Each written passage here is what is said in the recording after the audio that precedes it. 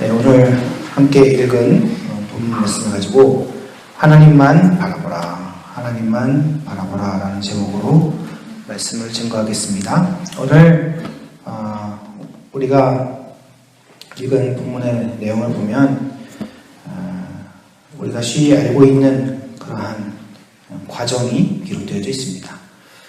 다윗이 하나님께서 정하신 대로 사울이 아직은 눈앞에 왕권을 가지고 있고 그 힘을 보존하고 있는 것처럼 보이지만, 그리고 자신의 그 권력과 힘을 사용하여서 연약한 한 사람을 좌지우지하는 것처럼 보이지만, 전체적인 맥락으로 보면 하나님께서 이 다윗이라는 사람을 왕으로 세우는 그러한 절묘한 과정들을 볼 수 있는 것입니다.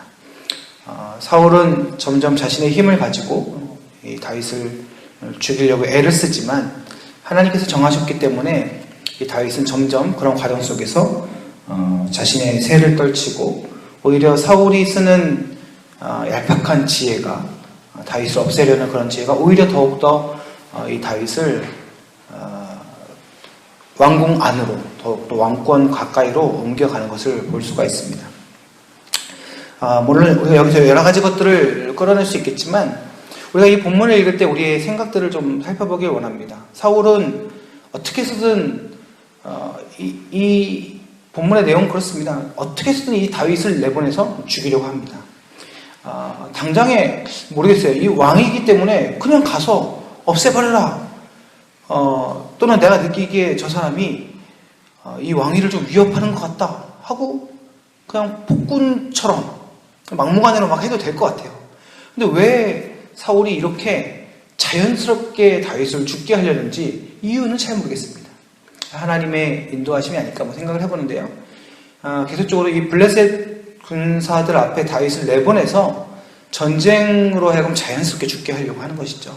그래서 첫 번째 맏딸 메랍을 주겠다 이렇게 얘기를 하면서 자연스럽게 전쟁에 참여하도록 합니다. 그런데 아마 이렇게 짧게 기록되어졌습니다만 19절에 보니까 사울의 딸 메랍을 다윗에게 줄 시기에, 이 얘기는 결국에는 정말 말 그대로 딸을 줘야 되는 상황이 된 거예요. 그러니까 다윗이 죽지 않은 거죠. 계속 전쟁에서 승리해서 돌아오고 계속 그렇게 살아있는 것입니다. 근데 계속 살아있다는 자체가 이제 그 전쟁의 승리를 의미하는 것이니까 아마도 다윗의 그런 어떤 싸움의 기술을, 또는 그의 승전보 이런 것들을 계속적으로 알려졌겠죠. 다윗의 이름이 떨치는 계기가 되지 않았나 생각을 해봅니다. 그런데 이 사울은 그러한 상황 속에서 결국에는 그 딸을 다른 사람에게 아내로 줘버리죠. 그래서 그 약속을 파기해버리는 것입니다. 그러다가 또 똑같은 일이 생기는데, 이번에는 자연스러운 사랑이 이제 발생이 된 겁니다. 이제 둘째 딸 미갈이 다윗을 사랑하는 것이죠. 우리 보시면 여기서 이제 우리가 읽을 때 20절 말미에 사울이 그 일을 좋게 여겼다. 내 딸을 다윗에게 주는 게 장인으로서 마음에 들었다. 이렇게 볼 수 있겠습니다만, 좋게 여겼다는 것은 전체적인 의미로 보면 또 기회가 생겼구나 이런 것입니다. 또 기회가 생겼구나. 다윗을 죽일 수 있는 기회가 생겼구나. 그래서 좋게 여겼다는 거죠. 그래서 그에게 올무가 되게 하고, 그 다음 절에 보시면 딸을 주어서 그에게 올무가 되게 하고 블레셋 사람들의 손으로 그를 치게 하리라. 이렇게 작전이 나오죠. 그래서 네가 또 사위가 되라 이렇게 얘기하니까 어떤 여차치 않은 과정 속에서 이 다윗을 전쟁에 또 내보냅니다. 그래서 네가 나의 사위가 될 수 있는 결혼의 증표로 블레셋 사람 포피죠, 이 살을 배워오는 것이죠. 살을 배워와서 그 증거를 가져와라. 마치 혼수 품목처럼 이렇게 요청을 한 것입니다. 가서 죽겠지, 싸우다 보면 죽겠지 생각을 한 것이죠. 하지만 다윗이 이 사울이 그 전에도 한번 계약을 파기한 것을 아니까 어떤 트집을 잡을지 모르니까요, 100개를 갖고 오라 그러니까 가서 200개를 갖고 옵니다. 확실하죠. 네. 확실하게 하니까 어쩔 수 없이 이제 사울도 이제 결혼을 시켜야 되는 것입니다. 그러니까 보면서 정말 하나님을 떠난 사울은 정말 못됐다. 그리고 다윗은 참 하나님의 사람으로 참 착하다. 우리는 이렇게 자연스럽게 설정을 하고 보게 됩니다. 우리가 여기서 봐야 될 것은 다윗의 어떤 신실함도 있고, 다윗이 정말 하나님의 사람으로서 그가 의롭게 행하는 그러한 전체적인 것도 있지만, 다윗이 정말 다윗에게 무엇을 우리가 정말 기대하고 있는 것일까? 잘 생각해 보기 원합니다. 사울이 나쁘죠? 맞습니다. 전쟁에 내보내서 다윗을 죽이려고 했던 것은 정말 나쁜 짓인 것입니다. 악신이 들어서 그렇게 나쁜 일을 저질렀죠. 근데 다윗은 어떻습니까, 여러분? 이 사건이 좀 뭔가 비슷하지 않습니까? 다윗은 이후에 그가 간음하고 범죄하고 그 일이 들통날까봐 무슨 일을 저질렀습니까? 그의 부하인 우리아를 어디에 내보냈습니까? 전쟁에 내보냈습니다. 이 사울이, 우리가 지금 보면서 이 사울에게 실망하고 정말 하나님이 내가 뭐 후회가 된다. 하나님께서 후회하실 분은 아니지만, 완전하신 하나님이시지만 그렇게 기록하여서 하나님의 안타까운 마음을 보여주실 만큼 이 사울이 이렇게 하나님을 떠나고 있는 모습을 보여줄 때 우리는 다윗을 보면서 다윗은 안 그럴 거야 기대할 수 있다는 것이죠. 하지만 다윗도 이후에 그가 사람인지라 동일한 범죄를, 심지어 다윗은 완성시키죠. 정말 완성시킵니다. 더 독하게, 완벽하게 그 전장의 맨 앞자리에 거기에 가서 죽어라 라는 명령이 될 정도로 확실한 곳에 가서 우리가 죽는 것을 보게 되고, 그리고 그것을 재차 확인하면서 안심하고 있었던 것이 다윗인 것입니다. 여러분, 우리는 이곳에서 바라봐야 될 것은 사울과 다윗이라는 두 인격체를 놓고 어떤 사람이 더 낫느냐를 보게 되는 것이 아니라 정말 신실하신 하나님만이 우리가 바라봐야 될 분이고, 그 하나님만이 변치 않는 마음으로 그 신실하신 그 언약으로 우리를 붙들고 계심을 보아야 할 것입니다. 사울이 못돼서 이럽니까? 성격으로, 성품으로 드러나긴 합니다. 못된 것이. 그러나 사실 그의 근본적인 문제는 무엇이냐면 하나님을 떠난 것입니다. 여러분, 다윗이 어찌 이러한 은혜를 받고 있습니까? 그가 미천한 자요, 많은 아들 중에 제일 막내고 가족으로부터도 인정받지 못했던 그러한 아주 작은 소년이었던 그가 어찌 하나님 나라, 하나님 왕국의 왕이 될 수 있겠습니까? 여러분, 그것은 전적으로 하나님의 은혜인 줄 믿습니다. 여러분, 우리가 무엇으로 하나님을 위해서 살아갈 수 있겠습니까? 여러분, 우리가 잘났기 때문입니까? 우리가 그럴 수 있는 가능성이 있기 때문입니까? 우리가 이렇게 새벽 기도를 빠지지 않고 나오고 우리가 하루를 예배로 시작할 수 있기 때문에 우리가 그렇기에 오늘 하나님을 만족시켜 드릴 수 있는 그러한 사람들이 되는 것입니까? 그렇지 않습니다. 여러분, 우리는 사울과 같은 존재요, 동시에 다윗과 같은 존재인 것입니다. 우리 스스로에게 기대할 수 있는 것은 아무것도 없습니다. 그러나 놀랍게도 그러한 고백을 하는 자를 하나님께서 쓰시는 줄 믿습니다. 우리가 가지고 있는 것은 아무것도 없습니다. 우리의 것이 없습니다. 그러나 그 모든 것이 다 하나님의 것임을 고백할 때에 비로소 하나님께서 우리를 사용하여 주시는 것입니다. 누가 높아지겠습니까? 하나님이 높이시는 자가 높아지는 것입니다. 여러분, 우리는 우리의 다음 세대에게, 우리의 자녀들에게 어떻게 높아질 것이라 이야기를 합니까?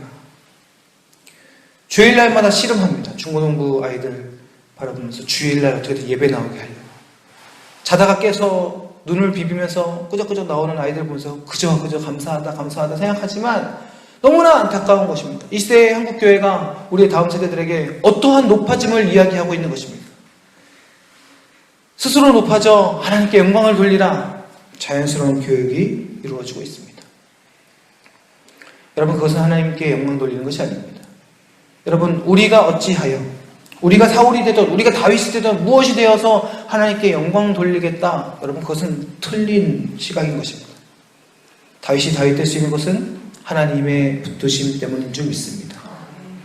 다윗이 하나님을 붙들 수 있는 것도 하나님의 능력인 것입니다. 여러분, 우리는 우리의 시선을 하나님께 고정시켜야 되는 것입니다. 우리는 모두 다 가능성이 없습니다. 가망성이 없습니다. 우리는 모두 다 전적으로 부패한 자입니다. 사람에게 소망을 두지 마십시오. 우리의 습관에 소망을 두지 마십시오. 우리의 경건에 소망을 두지 마십시오. 우리는 오직 하나님만 바라봐야 하는 것입니다. 그 하나님만 바라볼 때, 그 하나님만 소망할 때, 오직 하나님만 우리의 의임을 고백할 때에 비로소 우리는 하나님의 백성으로 들리움 받으며 쓰임 받게 될 것입니다. 우리가 생각하지 못했던 방법, 아니 그렇게 우리를 낮추고 포기해서 이 세상에서 무엇을 우리가 할 수 있겠습니까? 우리의 연약함과 연약함을 그렇게 진리도록 고백할 때 그 겸손 속에서 하나님의 역사의 꽃이 피게 되는 것입니다.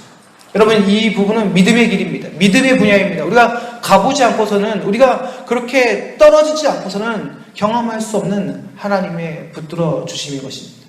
여러분, 이것이 믿음이죠. 우리가 할 수 있는 거 다 하면서 믿음이다. 여러분, 전반적인 커다란 섭리의 은혜를 보면 하나님께서 당연히 하시는 것이지만, 그러나 우리는 그런 세상과 다른 방법으로 오히려 우리를 내려놓고 낮아지고 오히려 약한 모습으로 서게 되어질 때 하나님께서 우리의 빈자리를 채워주시며 하나님의 의로 우리를 주의 의의 백성으로 세워주신 줄 믿습니다. 오늘 하루 우리가 해야 되는 씨름이 무엇일까요? 그렇습니다.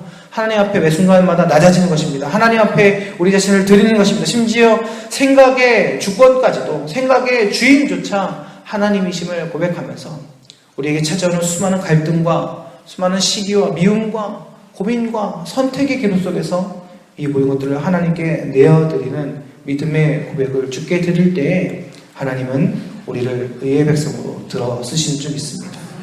누구냐, 무엇을 했냐의 문제가 아니라 우리가 누구를 바라보고 있냐의 문제인 것입니다.